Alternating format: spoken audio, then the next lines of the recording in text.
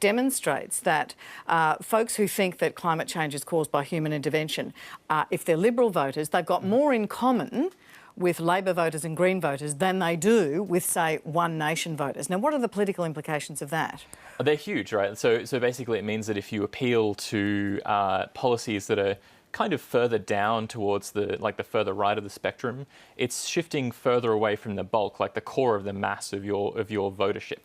So that's going to start having increasing consequences. As you can see in that chart, it's trending upwards, right? So the proportion of people who accept that science is increasing. So you'll have a smaller and smaller audience for if your message is that the science is wrong, then you'll have a smaller audience as you go forward in time. And yet, Kath Murphy, we hear Frydenberg saying, look, there's no federal implications here. Kroger was essentially saying that the Victorian electorate was bought off by big spending Labor Party promises. And then we saw John Ruddick, the author of a handy volume called Make the Liberal Party Great Again.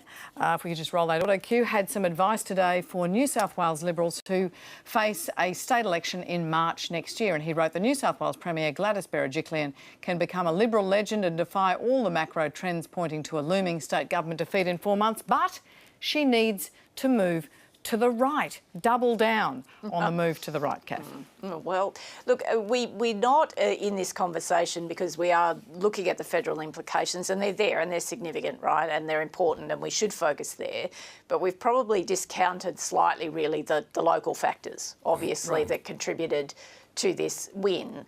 I think feedback on both sides, both Labor and Liberal folks, both tell you something quite similar, that basically Victorian voters thought that Daniel Andrews articulated a program and he got on with it. And that's not the experience, really, of voters looking at the federal level, right? There's actually a premium in politics at the moment for people who say what they mean and plot a path in order to get progress, tangible progress in many different areas, right? So we're probably slightly discounting the fact, I think, in this conversation that Daniel Andrews won this election on his own terms. In terms of the federal overlay, well, it is there. It is important. One thing that is interesting while we're thinking about data, and not that I have seen it, but both sides told me about a week before the Victorian election results, so with a week to go, that it was very volatile. There were a lot of undecideds. Neither party a week going into or a week before the election day knew how the undecideds would break. There was a large number of them and they didn't know how they would break.